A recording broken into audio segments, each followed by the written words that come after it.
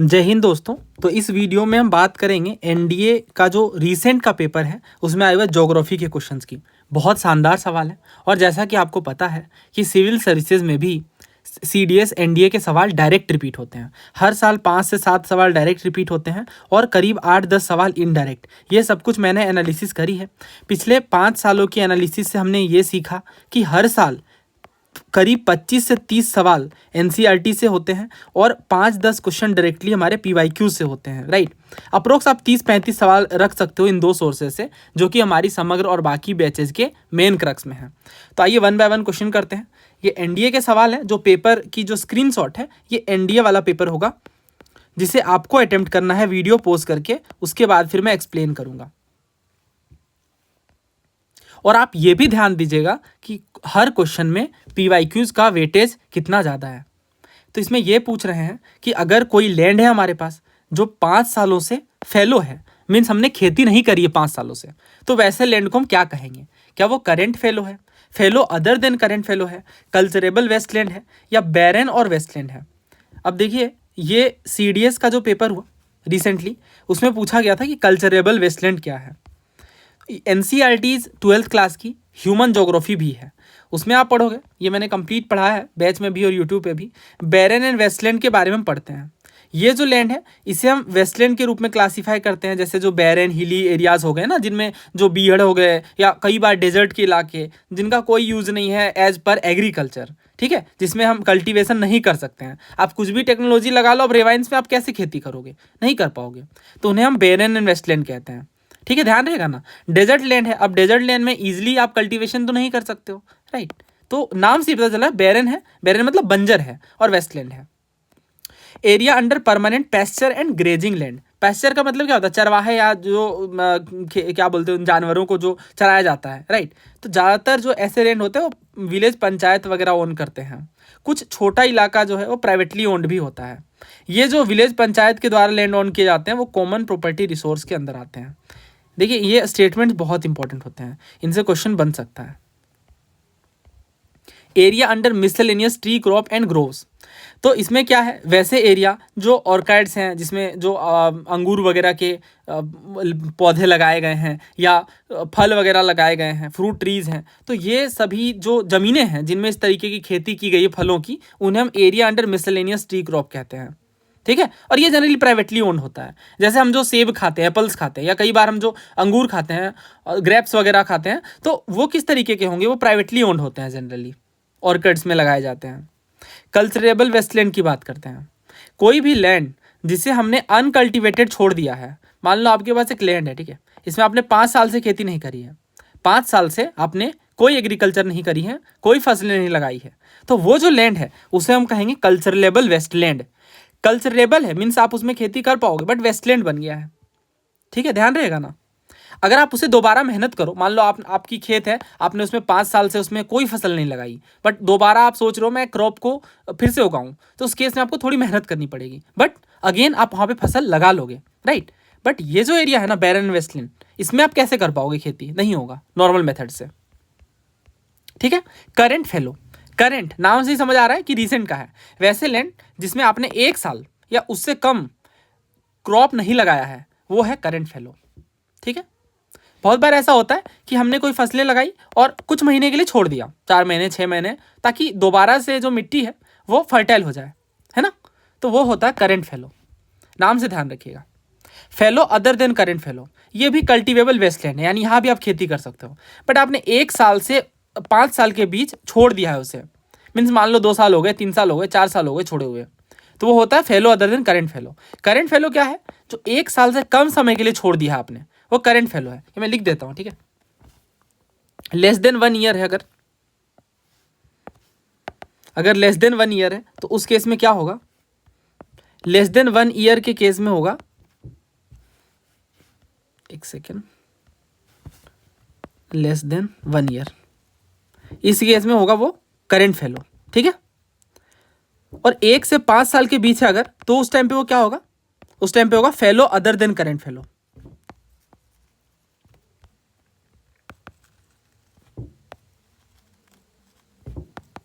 तो ये ध्यान रखिएगा, इंपॉर्टेंट है।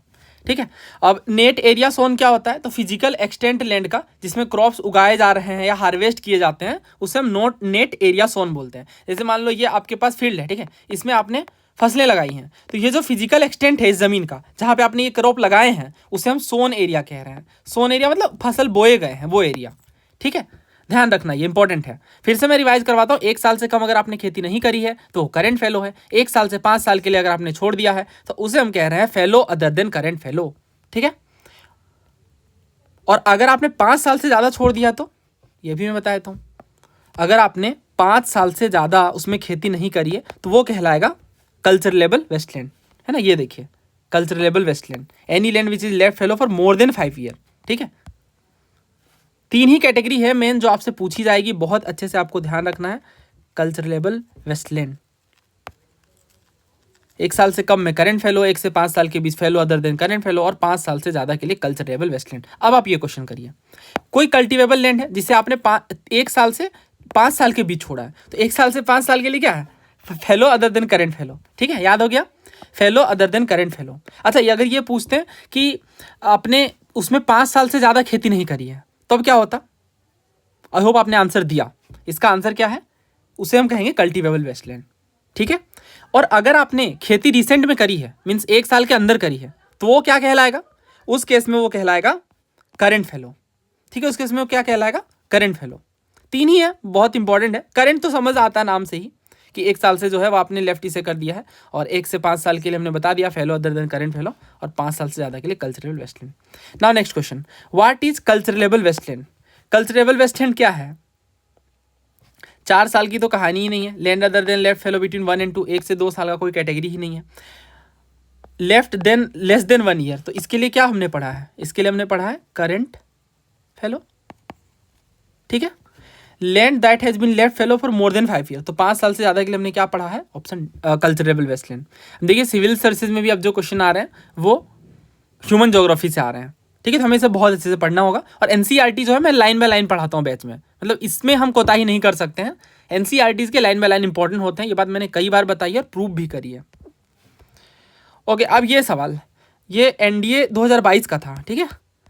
अभी 2024 वाला असली सवाल ये है, any land that is left fallow for more than 5 year, 5 साल से ज़्यादा के लिए हमने क्या पढ़ा है, क्या पढ़ा, कल्चरेबल वेस्टलैंड पढ़ा, ठीक है। तो आंसर क्या होगा, सी। देखिए मतलब सिमिलर से क्वेश्चन पूछे जा रहे हैं, आप गौर करो। ये वाला देखो इन्होंने पूछा सीडीएस में कल्चरल वेस्टलैंड क्या है, और एनडीए में इन्होंने पूछा, इसका ये बना दिया क्वेश्चन, ठीक है। तो सीडीएस और एनडीए के लिए भी हमारी सूरवीर बैच है, इसमें मैं यही बारीकियां सिखाता हूँ कि कैसे आप जो है वो क्वेश्चन फ्रेम होते हैं तो ऑप्शन से फ्रेम हो जाते हैं, है ना। बिल्कुल सेम क्वेश्चन है बट फिर भी कुछ लोग कन्फ्यूज हो जाएंगे कि क्वेश्चन को क्योंकि ऑप्शन बना दिया है, राइट। ओके नेक्स्ट, अब मैं थोड़ा हिस्ट्री पढ़ा दूँ लगे हाथ। देखिए इसमें क्या पूछा गया, अकबर के टाइम पे ना ज़मीनों को क्लासीफाई करते थे, तो वही पूछ रहे हैं कि पोलाज है, परोती है, चाचर है, बंजर है, अलग अलग तरीके की ज़मीनें होती थी, ठीक है। तो ये आपको मैच करना है, तो उम्मीद है आपने अटेम्प्ट किया होगा। देखिए पोलाज क्या होता है, पोलाज का मतलब होता है कि जो आप हर साल लगा रहे हो, ठीक है, वैसी खेत जिसे आप हर साल लगा रहे हो वो होता है पोलाज। तो यहाँ पे ये 4 के साथ मैच होगा, annually cultivated for each crop in succession and never allowed to lie fallow, तो हर साल आप सक्सेशन में क्रॉप लगा रहे हो और उसे फेलो नहीं छोड़ रहे हो, फेलो मतलब खाली नहीं छोड़ रहे हो। नेक्स्ट है परोती, तो परोती जो है वो क्या होता है, जब आप ज़मीनों को कुछ महीने के लिए छोड़ देते हो कि अगेन इसकी जो स्ट्रेंथ है वो रीगेन हो जाए, तो उसे हम परोती कहते हैं। तो बी जाएगा 3 के साथ, ठीक है, बी जो है वो जाएगा 3 के साथ। नेक्स्ट देखिए छाछर, तो छाछर कैसी ज़मीनें होती हैं, लैंड फेलो फॉर 3 और 4 ईयर, 3 या 4 साल के लिए जब आप छोड़ देते हो उस ज़मीन को तो हो जाता है छाछर, ठीक है। उसके बाद है बंजर, तो बंजर क्या होता है, जो आप 5 साल से ज़्यादा आपने छोड़ दिया है, बंजर ज़मीनें आपने सुनी होगी। बंजर ज़मीन का मतलब क्या है कि आपने बिल्कुल उसे छोड़ ही दिया है, खेती करी ही नहीं है बहुत सालों से, 8-10 साल 20 सालों से, ठीक है। तो इसका आंसर क्या होगा, 4 3 2 1, पहले 4 है फिर 3 फिर 2 फिर 1, ठीक है, याद रहेगा ना। पोलाज परोती ऐसे आप क्रोनोलॉजी में याद करो। पोलाज क्या है, जिसमें हमने रिसेंट में खेती करी है या हर साल खेती कर रहे हैं, रिसेंट नहीं, हर साल उसमें खेती कर रहे हैं, सक्सेशन में एक लगा रहे हैं फिर दूसरी लगा रहे हैं ऐसे। उसके बाद क्या है, उसके बाद है छाछर, तो छाछर में क्या हो रहा है, नहीं पोलाज का है परोती आएगा, परोती में क्या हो रहा है, जिसे आप कुछ समय के लिए छोड़ दिया, कुछ महीने आपने छोड़ दिया। फिर आएगा छाछर। छाछर में क्या होगा, 3-4 सालों से आपने उसमें खेती नहीं करी है। और बंजर क्या होगा, 5 सालों से आपने खेती नहीं करी है।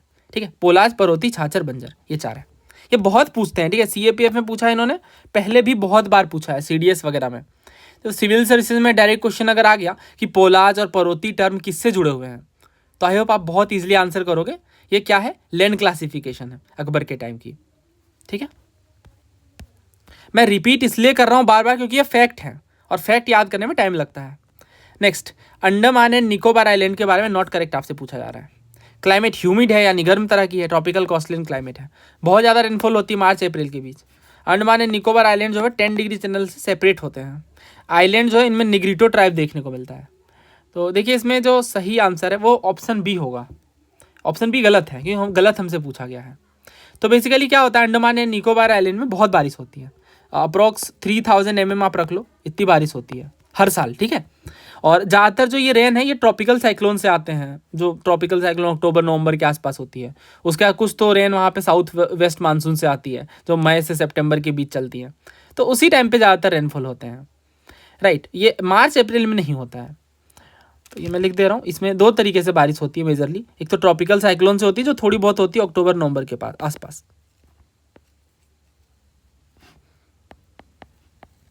उसके बाद जो मेन बारिश होती है वो होती है साउथ वेस्ट मानसून से।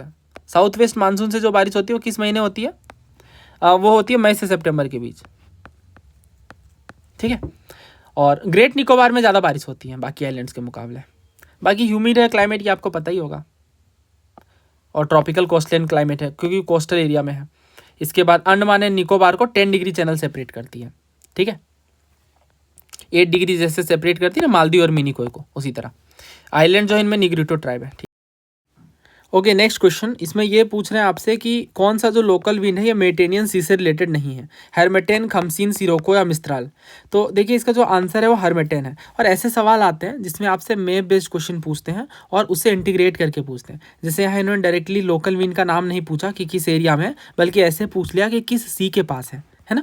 तो ये मैप से हम पढ़ते हैं। ठीक है, मैप से चीज़ें याद हो जाती हैं। तो यहाँ आप देखो ध्यान से, सिरोको, खमसीन और हर्मेटेन, ये 3 अफ्रीका के बहुत फेमस हैं।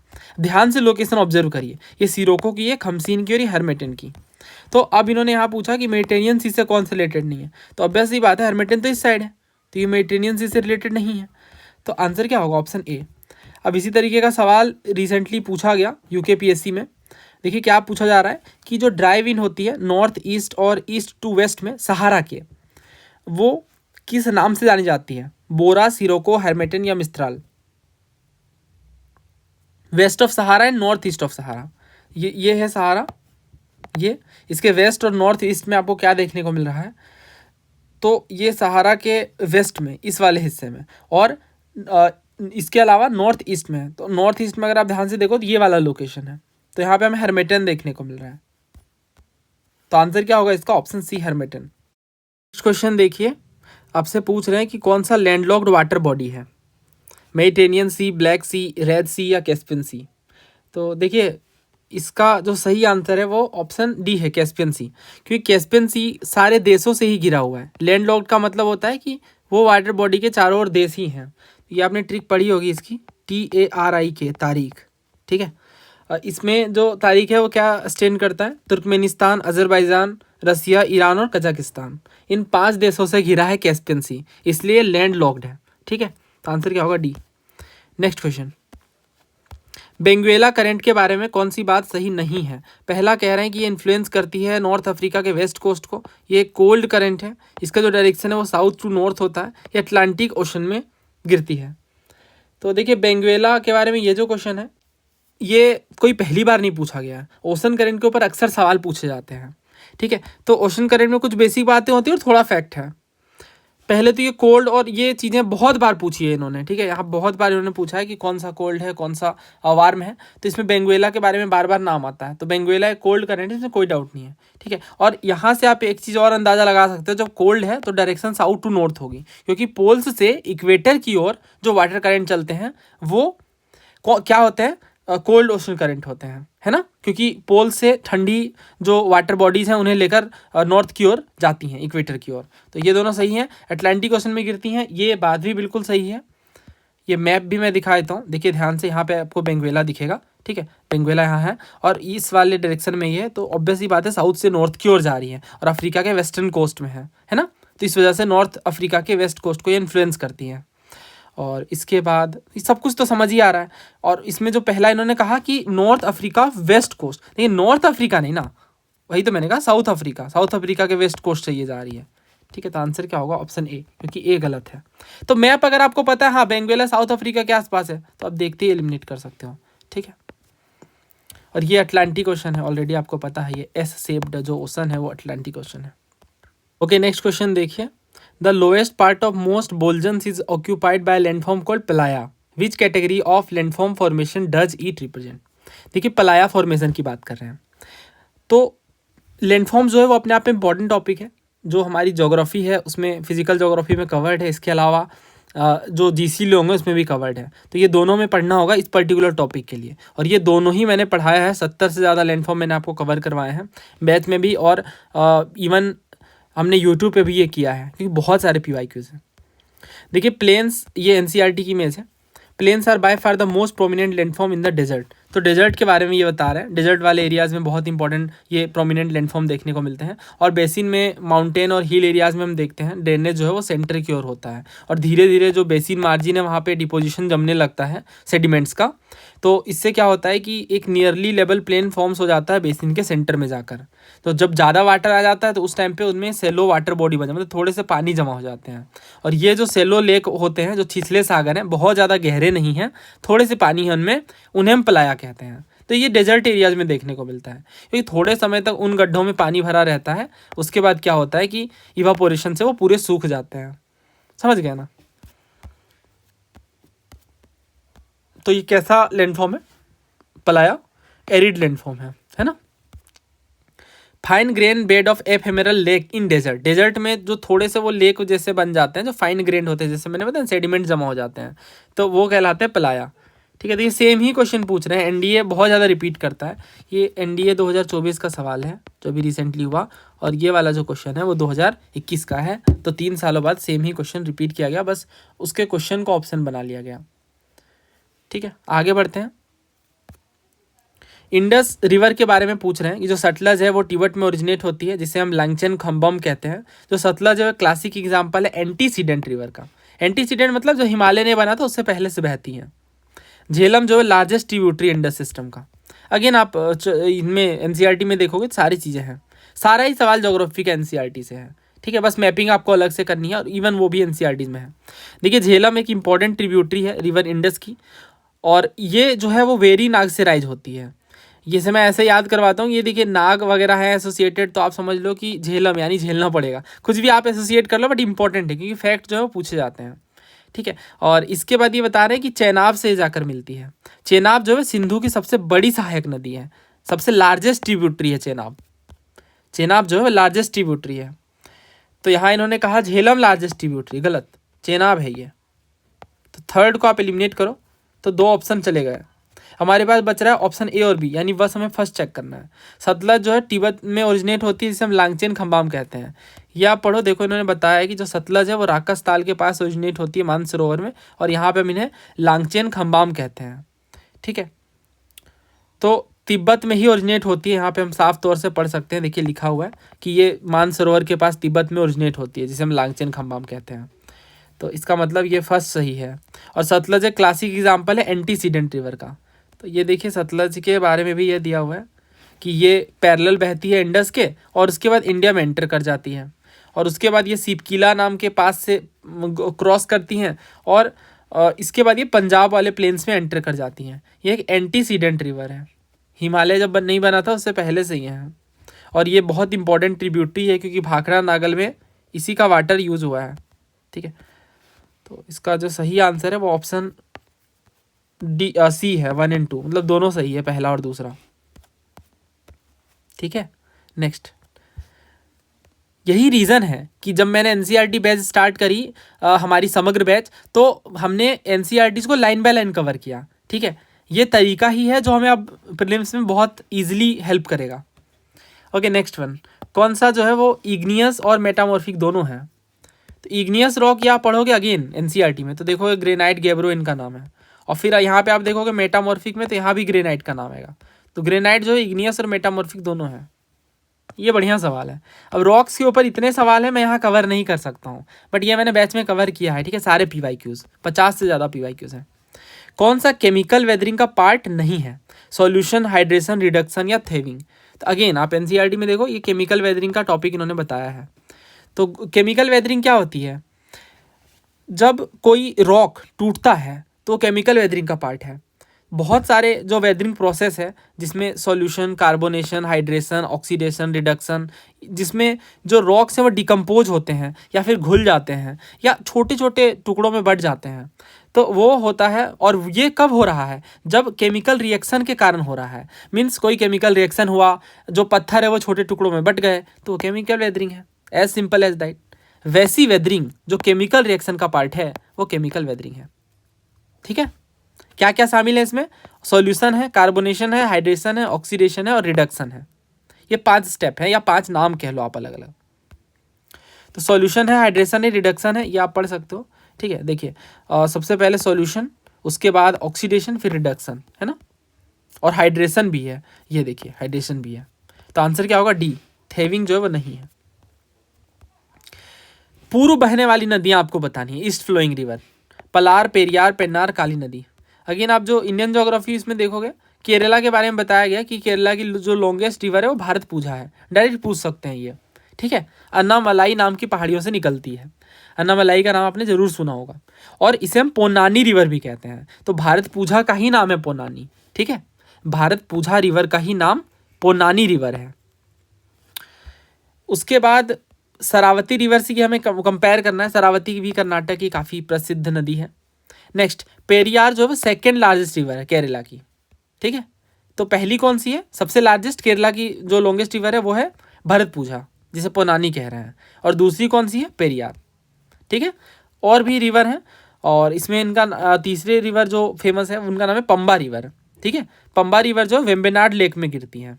तो ये डायरेक्ट पूछेंगे कि बताइए वेम्बेनाड लेक में कौन सी रिवर गिरती हैं, फॉल करती हैं। मतलब वेम्बेनाड लेक में कौन सी रिवर फॉल करती हैं? तो पंबा रिवर। ठीक है, ध्यान रखिएगा। उसके बाद ये लिस्ट है, और इसमें बताया गया है कि वेस्ट फ्लोइंग स्मॉल रिवर कौन कौन सी हैं। तो वेस्ट फ्लोइंग रिवर में साबरमती है, माही है, धंधर है, काली नदी है, शरावती है, भारतपूजा है, पेरियार है। ये वेस्ट की ओर बहती है। ईस्ट की ओर बहने वाली स्मॉल रिवर कौन कौन सी है? सुवर्ण रेखा है, बैतरणी है, ब्राह्मणी है, पेन्नार है, पल्लार है। ठीक है, ये मैप से बहुत ईजिली याद हो जाता है, बट यहाँ अभी हमारे पास उतना टाइम नहीं है कि हम एक ही टॉपिक को पूरा कवर कर पाएँ। पल्लार, पेरियार, पेन्नार या काली नदी। तो इसमें से जो ईस्ट बह रही हैं तो कौन कौन सी हैं? ईस्ट में ये देखिए पल्लार है, पेन्नार है ना।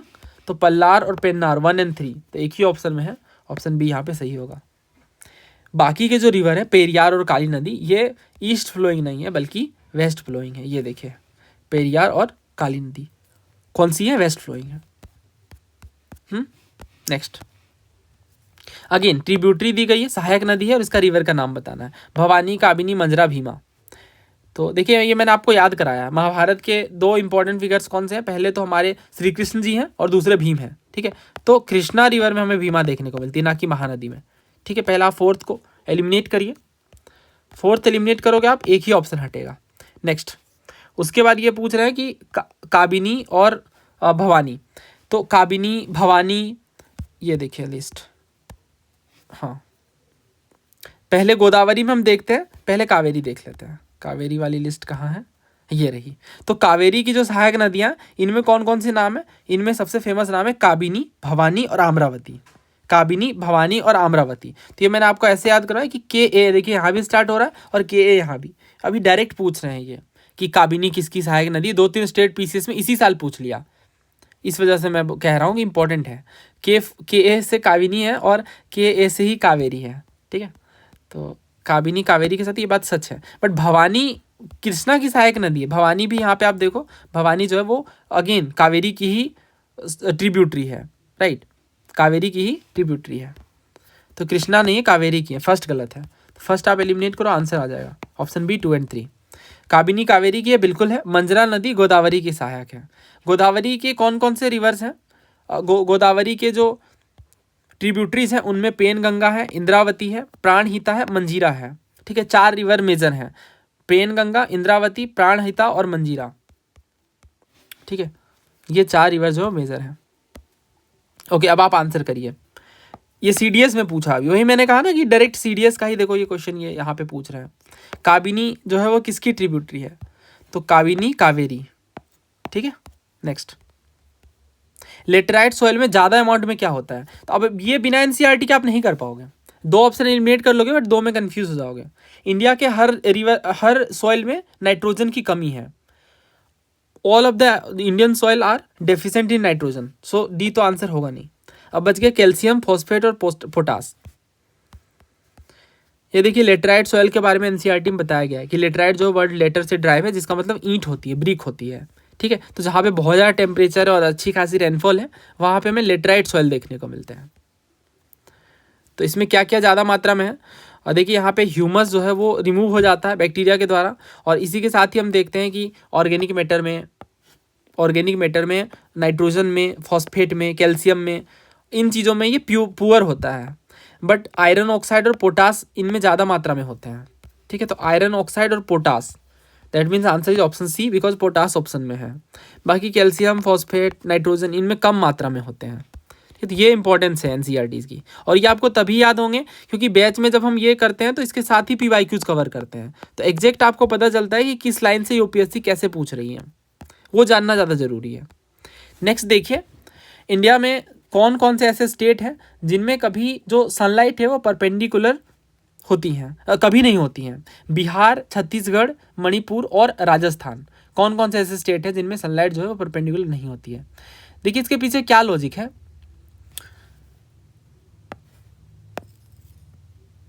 तो अगर मैं इसे ग्लोब के रूप में देखूं तो जो सन रेज है ये केवल उन लोकेशन में परपेंडिकुलर होगी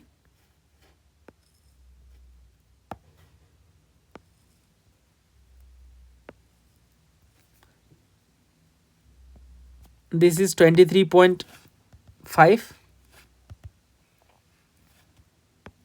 नॉर्थ, जो कि है ट्रॉपिक ऑफ कैंसर। ठीक है, this is 23.5 south which is tropic of Capricorn. तो इन दोनों के बीच ही होगी सनरेज जो है ना, वो परपेंडिकुलर इन्हीं लोकेशन में हो सकती हैं क्योंकि ये टिल्ट है अर्थ की। इसके पीछे भी रीजन है, अर्थ का जो एक्सियल टिल्ट है 23.5 का, वो रिलेटिव है इसके सन के ऑर्बिट के कारण। तो इससे टिल्ट से क्या होता है, डिफरेंट पार्ट ऑफ अर्थ में डिफरेंट अमाउंट ऑफ सनलाइट आती हैं। ठीक है, एक रीजन ये है, और दूसरा परपेंडिकुलर रेज जो है वो हमें ट्रॉपिक्स में देखने को मिलती हैं। ट्रॉपिक ऑफ कैंसर और ट्रॉपिक ऑफ कैप्रिकॉर्न के बीच जो सन है वो डायरेक्टली ओवरहेड हो सकता है, मीन्स 90 डिग्री पे हो सकता है, और ये सर्टेन टाइम पे ही होगा, ऐसा नहीं हमेशा होगा ऑब्वियसली। जैसे समर सोलास्टाइस, ये मैं लिख देता हूँ, जो समर सोलास्टाइस है 21 जून को होती है।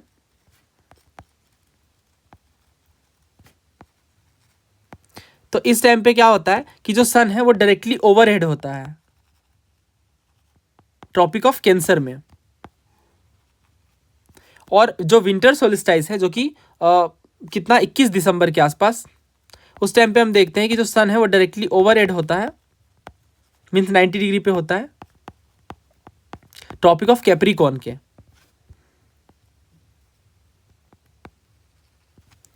तो इस तरीके से अब आपको सिंपली ये समझना है कि कौन सा कैंसर और कैप्रिकॉर्न के दायरे से बाहर है। इवन ये इक्विनॉक्स की भी स्टोरी आप समझ लो, जब इक्विनॉक्स होता है यानी 21 मार्च और 23 सितंबर के दिन, उस टाइम पे जो सन है वो इक्वेटर के डायरेक्टली ओवरहेड होता है। मीन्स अगर आप इक्वेटर पे खड़े हो तो आपकी परछाई नहीं बनेगी, ठीक है, क्योंकि आप परपेंडिकुलरली सन रेज गिर रही हैं इन 2 दिनों में।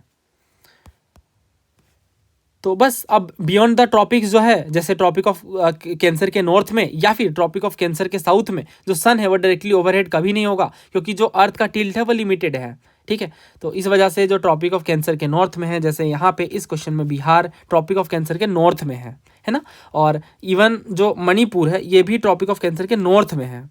तो ये जो दोनों स्टेट है इनमें कभी भी परपेंडिकुलर सनरेज नहीं आएंगी। तो आंसर इसका क्या होगा, ऑप्शन बी 1 और 3। और बाकी जो 2 स्टेट हैं छत्तीसगढ़, राजस्थान, ऑलरेडी आपको पता है कि ये ट्रॉपिक ऑफ कैंसर से गुजरते हैं, तो डेफिनेटली इनमें ट्रॉपिक ऑफ कैंसर वाले इसका एक खास दिन है, कौन सा, 21 जून। 21 जून को यहाँ पे सन डायरेक्टली ओवरहेड हो सकता है यानी परपेंडिकुलर हो सकता है। I hope it make sense. और ये क्वेश्चन बहुत अच्छा है परपेंडिकुलर वाला।